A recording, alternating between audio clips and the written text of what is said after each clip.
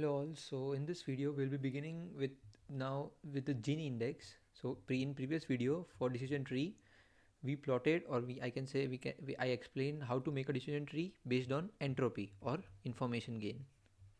But now we'll proceed to Gini index. As I said, in entropy there is so much calculations regarding logarithmic and all, but in Gini you will see that we just have, if I'll show you, we just have probability. Yeah, so it's just you can see that it stores the sum of the squared probabilities of each class. So you can see it's 1 minus summation of probabilities squared of each classes. So I is 1 to number of classes, and this is nothing but the algorithm that is used in scikit-learn as well, and it is called cart. So what is this cart? Is nothing but classification and regression tree.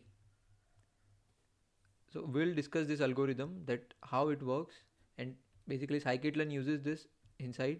So let's start step by step. So again I'm taking the same data set. As you can see that this is the same data set, 14 our 14 number of rows, that is data points, and we have to decide whether we'll play golf or not. Here is just to play, decision is yes or no based on some certain conditions of the environment. So firstly, as I said, which one should be the root node? Again we have to decide that which one should be the root node. So in last case what we did was we used entropy. We found the information gain and which was the highest gain that we utilized.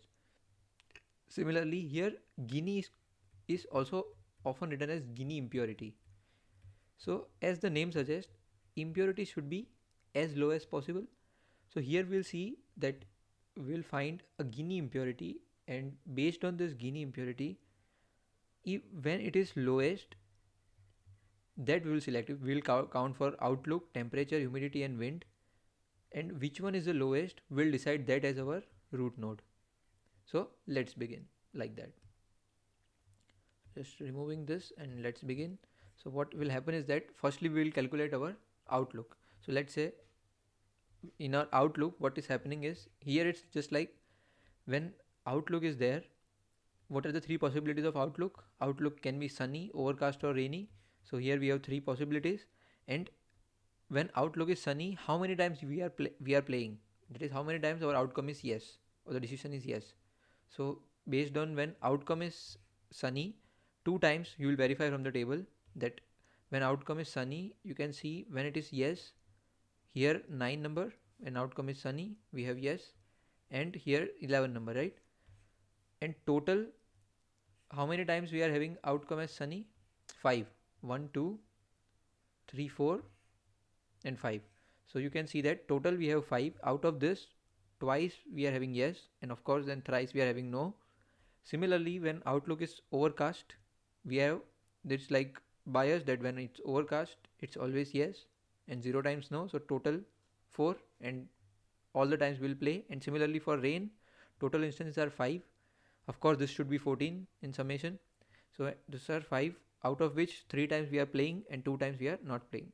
So here you can see how we will find Gini. So as I said, this is the formula, here it is visible. So this is the formula that we have to just find the probabilities of each class. So Gini when outlook is sunny. So what is happening? Each class, when it is yes and when it is no. Here we have two classes. So 2 times out of 5 in total, right? We are having yes. So probability of yes will be 2 by 5. And similarly, so it should be like, if I'll take minus outside, it should be in the bracket, and in between it is plus because we have summation here, right? But here minus is given to both the terms. That's why everything is in having minus. Similarly for no, we have 3 by 5 and squared. So if we will count this, we will get Gini when outlook is sunny as 0.448, or I can say Gini impurity. Similarly for overcast, we'll get as 0, and similarly for rain, we'll get as 0.48, right? Just by 3 by 5 square and 2 by 5 square and 1 minus.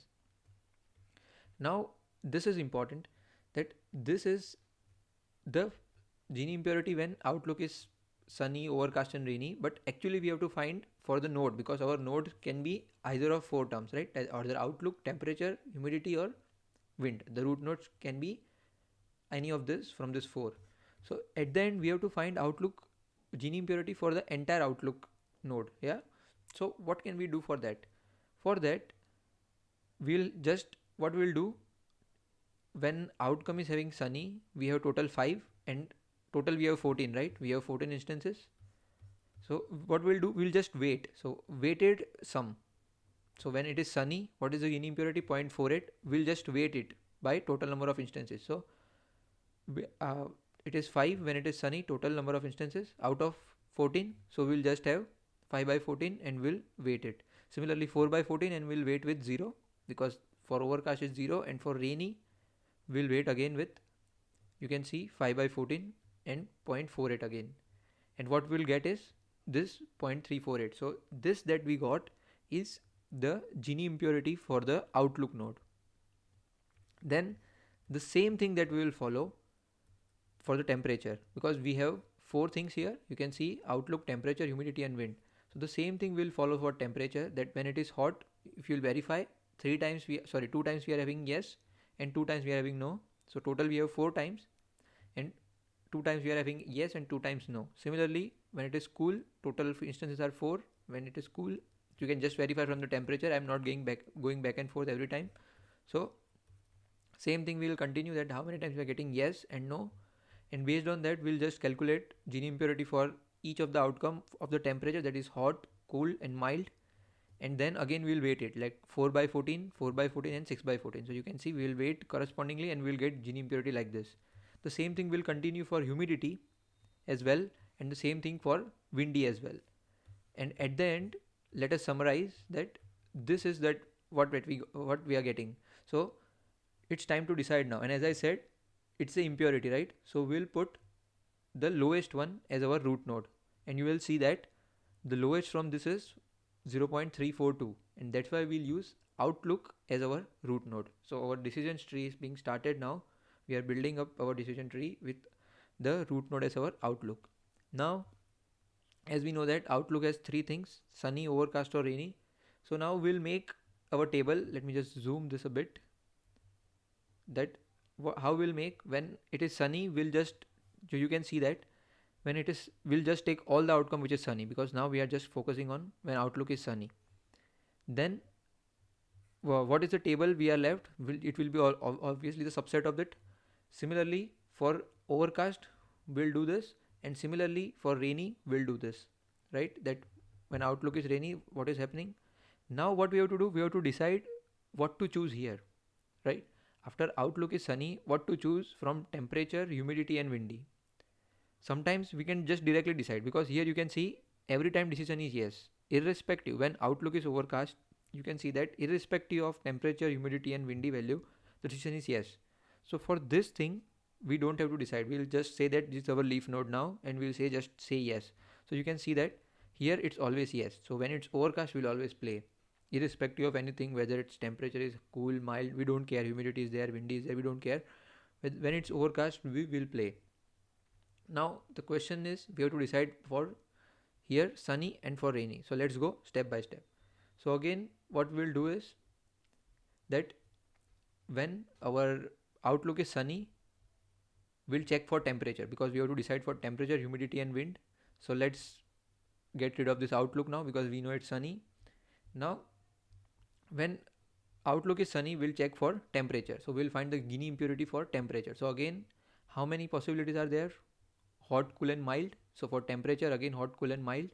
And how many times it is happening? So you can see hot is happening twice here, and both the times we are having no. So we'll construct the table based on this now. Yeah, the subset that we get when we have conditioned that our outlook is always sunny, because we are calculating that node. We fixed our root node, that outlook, then sunny, it's fixed. So we are calculating now the child node of this parent node. So again we'll calculate the same thing, that when outlook is sunny, of course, for all the 4 cases, but when temperature is hot, cool and mild. And then we'll calculate all the Gini impurities, and then we'll take the weighted sum again. That here total instances are 5, so we'll weight this by 2 by 5, this is 1 by 5, and this is again 2 by 5. So we are doing the same thing again, and we are getting 0.2. The same thing will continue for humidity and for windy, provided when outlook is sunny. And at the end we'll have our time to decide that what we'll have decision for sunny outlook, that this is what we are gonna have: 0.2, 0, and 0.466. So of course we'll decide for the lowest one, and lowest is 0. So we'll say that here humidity will work. Yeah. So here humidity should be, so we'll put humidity check at the extension of sunny outlook. Similarly, we'll proceed for this, that so as seen, decision is always no for high humidity and sunny outlook. On the other hand, the decision will always be yes for normal humidity and sunny outlook. Correct? So here you can see for normal humidity, so this is just we are focusing on outlook sunny, then it is high and it is normal. Correct? So we are first putting humidity, and then humidity has just two values, high or normal. So you can see that for high we are getting always no decision, and for normal we are getting always yes decision. So we can just directly put our leaf node here, that humidity high, then no, normal, then yes. Now time to decide for this. We are done with sunny and overcast because we had leaf node. Now after leaf node our decision tree can't grow anymore. Then just decide for rainy, and we'll proceed with the same thing, that we'll check when outlook is rainy whether we'll have temperature, humidity, or windy. So we'll check again the same thing from this table. As I said, we have to build this table based on this subset of the table now, because we conditioned that our outlook will always be rainy. So we have to just consider those instances where outlook is rainy. Then we'll proceed the same thing. Again we are checking for all the three, and then we are checking the decision, and you can see we are getting lowest as windy, so we'll put windy here. And then we'll see whether wind is weak or strong. So for weak we are getting always yes, and of course when there is strong wind we can't play. So again we are having our leaf node. And if I'll proceed, or if I'll compare, sorry, with the last time, so in the last lecture 4.2, what I showed was we made this decision tree based on entropy or the information gain. And if you will compare, you will get almost the same thing. Yeah, that you can see both the trees are the same. So whether you will use Gini impurity or information gain or entropy, so information gain or entropy based approach, or you used Gini impurity, both give the same result or same kind of decision tree, but this is computationally less expensive as compared to this, and that's why Scikit-learn avoids this, and Scikit-learn uses this that I just explained. This is called CART algorithm. Correct? And there are many important things that I can show you for decision tree, that for decision tree there is a feature important, that we'll get the importance of the feature, right? Because we can see everything here, that what is happening in here, and that's why I said that it is a white box algorithm. Like other algorithms like neural network, we can't say which neuron is firing and all, we can't see inside. That's a black box for us. We can just see the output that it is giving, but we can't say that this is happening because of this neuron is firing, or we can't say anything. But here we can see everything because it's just like a flow chart. Yeah, that whether it's condition satisfied, we'll do this, that. So it's just like we can see everything what is happening, and that's why we can say it's having feature importance. So which features are important, we can consider them, and which are not, we can neglect them. We'll see all this thing when we are considering our random forest lecture. So as of now, what I can say is that both the approaches are giving the same decision tree, as you can see. So it's just like your choice, that whether you have to choose this one or that one. So let me just quickly go to the code part now. That so this is the code that we are going to see for decision tree. So here I'm just importing the necessary libraries, and I just have all the comments. So this is for pandas, this is for decision tree classifier, this is for training and test data splitting, and these are some matrices, like we'll use accuracy here. So let me first show you the data set that we are using. So okay, here is the data set. So it will take time to load, I think. Yeah, so it's a diabetes data set, and you can see that there are many columns like pregnancies, glucose, blood pressure, skin thickness, and everything. You can see everything here, that what is BMI, some these are some biological terms, that age and all. So we are interested in outcome. Yes, that based on all these values, can we say that the patient is having diabetes or not? So 1 means he has diabetes and 0 means no. So we have to create one classification algorithm based on decision tree, that whether our patient is having diabetes or not. So we'll see the same here, that I just imported this data set. Just so you can, what you can do is you can just download it from here and then put the zip file in your working directory where this Python notebook is, and you can just read it. So you can see that there are many columns here. So what I'm doing is, because what we want is that our input, that is X, should be just this columns up to age, right? This all are the features, but outcome is what we have to predict. So we have to remove it. So X should be our training data, and Y, so Y should be our outcome, right? So X should be our features, not like training data is totally and training data. We'll split it into train and test. Sorry, I can't say that it's a training data, but I can say X is all the feature values and Y is the outcome based on that feature. So here I just wrote it that X is all the features, right? So firstly I am saving this data set into one data frame. So this data frame, and I'm just giving feature column. So I just gave all the names from here, pregnancies, glucose, whatever name were there in the data set.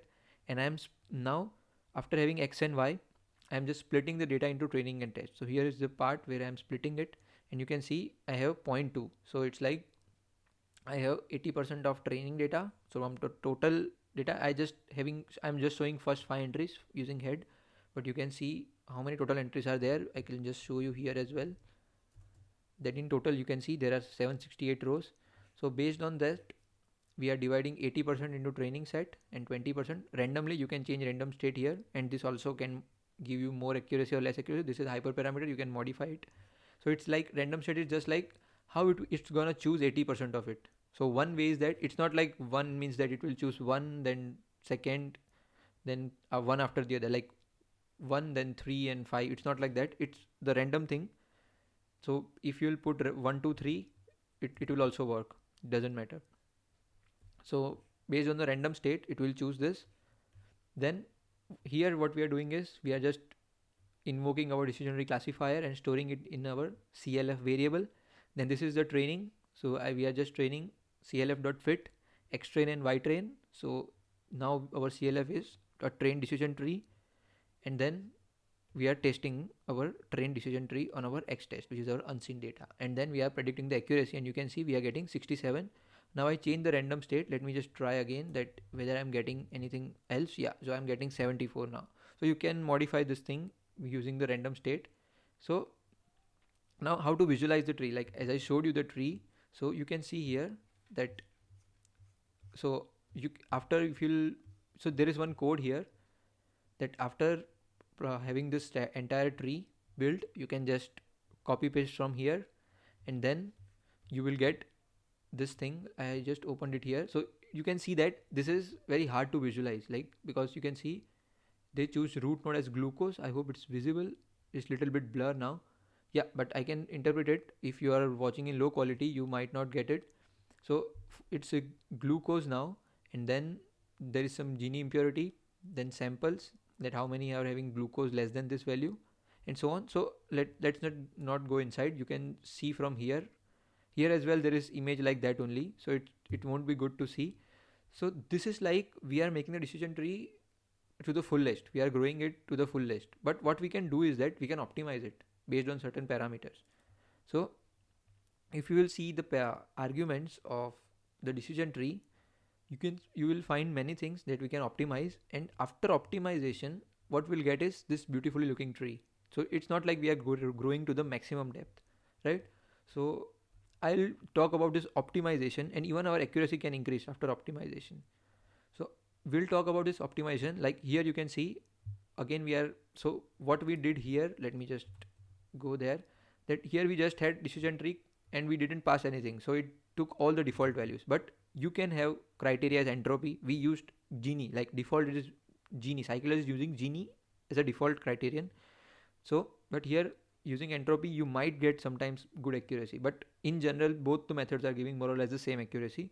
So here you can see maximum depth is 3, so we just limited our depth to 3. So after 3, so you can see 1 2 and 3, it won't grow anymore. So this is how there is something called post pruning, pre pruning. What are all those things? We'll see thoroughly in detail, and we'll see that what are the usefulness of all the parameters in this decision tree classifier by checking the detailed documentation is next lecture. So as of now, I'll suggest that just try to build the tree just roughly using Gini impurity on your own by hand, and then just try to write the code based on our scikit-learn documentation. So you can follow this official website of decision tree, and you will find everything here about the official documentation, that how many parameters are there, which one you can use, and here you can see how to plot it as well. So this thing can plot your decision tree as well, like this, and you can visualize it. So I showed you the same thing. So I hope this thing is clear now, and we'll see now the complexity of the decision tree in next lecture after discussing the optimization of the decision tree, that is pre-pruning and post-pruning. So I'll compare decision tree with other methods, and we'll see when decision tree will be best, right? And then we'll slowly proceed to random forest. So that's all for this video. So thank you. I hope you enjoyed it.